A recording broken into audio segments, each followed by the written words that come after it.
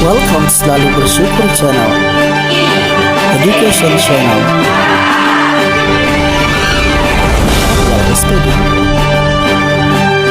terletak pada dakwah tangan para motivation, pemuda. Channel Education.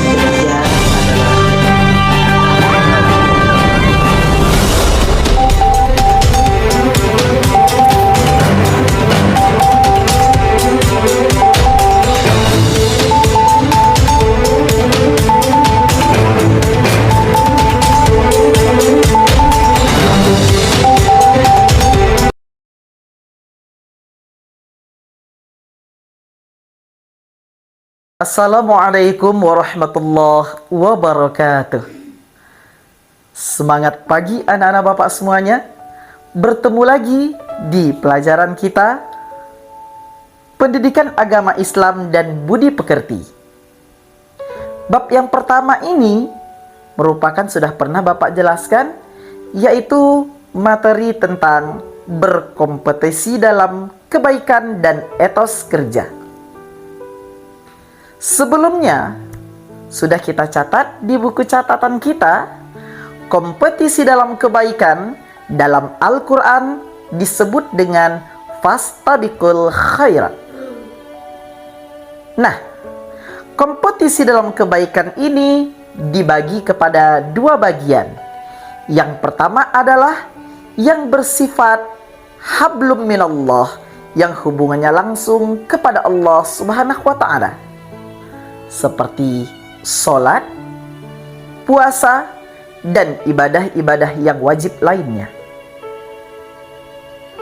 Dan ada juga berkompetisi dalam kebaikan hubungannya muamalah, yang disebut dengan hablum minan nas, yaitu hubungan sesama manusia, seperti gotong royong dan membantu orang lain. Akan tetapi, anak-anak bapak semuanya, berbicara tentang berkompetisi dalam kebaikan tersebut yang kaitannya hubungan antar sesama manusia, ada juga hukumnya kepada wajib. Dalam hal ini, Rasulullah SAW mengajarkan kita ada 6 hak kewajiban yang perlu kita lakukan antara yang satu dengan yang lainnya. Ingat, hak di sini diperuntukkan bagi sesama muslim. Apakah Islam melarang kita untuk berkompetisi ataupun saling tolong-menolong ataupun bekerja sama kepada non-muslim? Tidak. Dalam Al-Quran surah Al-Hujurat ayat 13 sangat jelas Allah memerintahkan kita bagaimana kita juga tetap bergaul kepada seluruh manusia. Akan tetapi, di dalam pergaulan tersebut, apabila kita bergaul kepada non-muslim selama tidak bertolak belakang kepada nilai-nilai akidah yang telah ditetapkan oleh anjuran dan ajaran Islam itu sendiri. Dan mana-mana sajakah 6 hak kewajiban sesama muslim tersebut? Apabila kita langgar, maka hukumnya adalah kita berdosa. Yang pertama, raddus salam, menjawab salam. Dalam Al-Quran surah An-Nisa ayat 86, Allah Subhanahu wa Ta'ala berfirman, wa idza huyyitum bitahiyyatin fahayyu bi ahsana minha.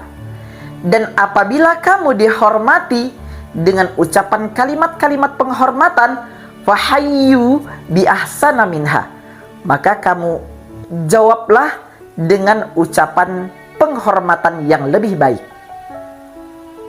Contohnya, anak-anak bapak semuanya, ketika ada saudara kita muslim memberikan kalimat assalamualaikum dengan kalimat yang jelas bunyi pelafalan hurufnya, maka wajib hukumnya kita orang yang dewasa mendengarkan dengan menjawab waalaikumsalam.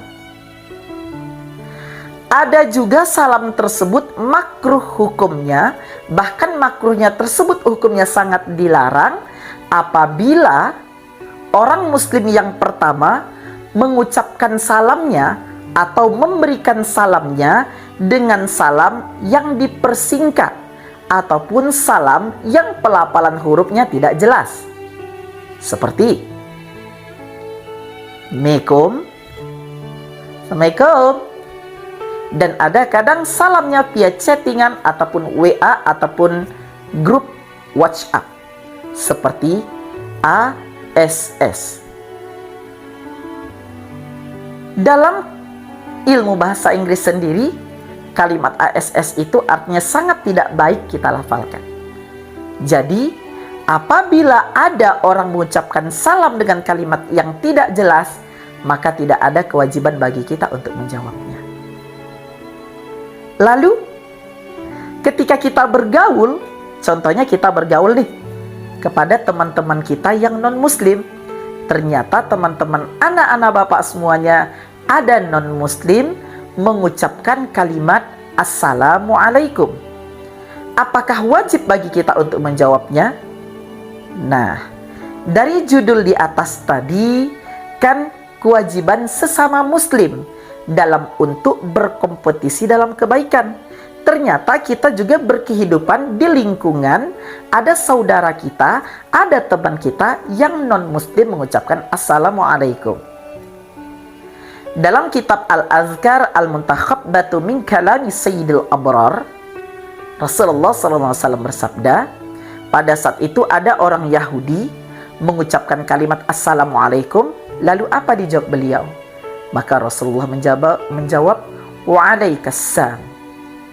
Nah, di sini untuk membedakan ucapan salam yang wajib kita berikan kepada umat Islam, yaitu Wa'alaikumussalam, atau bagi seorang laki-laki Wa'alaikassalam, atau bagi seorang perempuan Wa'alaikissalam.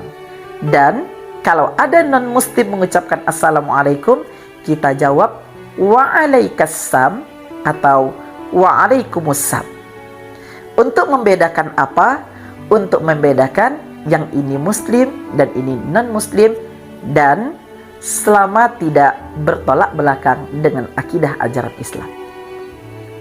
Yang kedua, mana hak kewajiban sesama muslim bagi kita dalam berkompetisi dalam kebaikan? Apabila tidak kita tunaikan, maka hukumnya kita berdosa, yaitu menghadiri acara undangan dengan persyaratan yang wajib tersebut adalah apabila orang yang memiliki sebuah acara tersebut langsung datang menjemput kita ke rumah dan mengundang kita ke rumah secara face to face ataupun secara langsung bertatapan muka.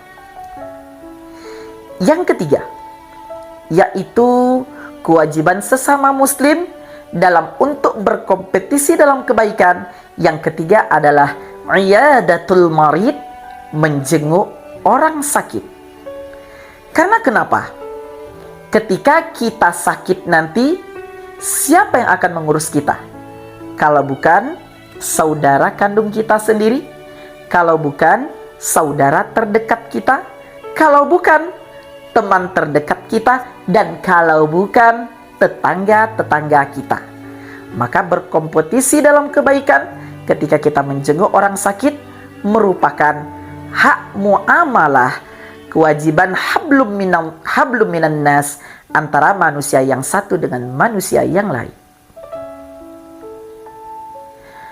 Yang keempat, mana hak kewajiban sesama muslim yang wajib kita berkompetisi di dalamnya, dan apabila kita tinggalkan kita berdosa, ialah ittiba'ul janaiz, yaitu mengiringi jenazah.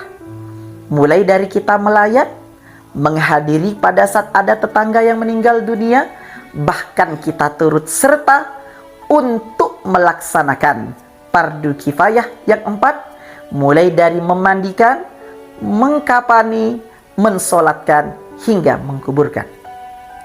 Yang kelima, hak kewajiban sesama muslim yang kelima dalam untuk berkompetisi dalam kebaikan, yaitu watashmitul atish, mendoakan orang yang bersin, dengan syarat utama muslim yang bersin pertama tadi membacakan kalimat alhamdulillah.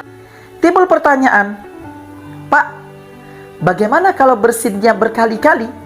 Dalam kitab Al-Azkar Al-Mutakhabbatu min Kalami Sayyidul Abrar, karangan Mahyuddin Abu Zakaria Syarifuddin An-Nawawi menjelaskan bahwa apabila mereka bersinnya berkali-kali, maka mesti kita ingatkan, mesti kita tegur kepada teman kita yang bersin tadi.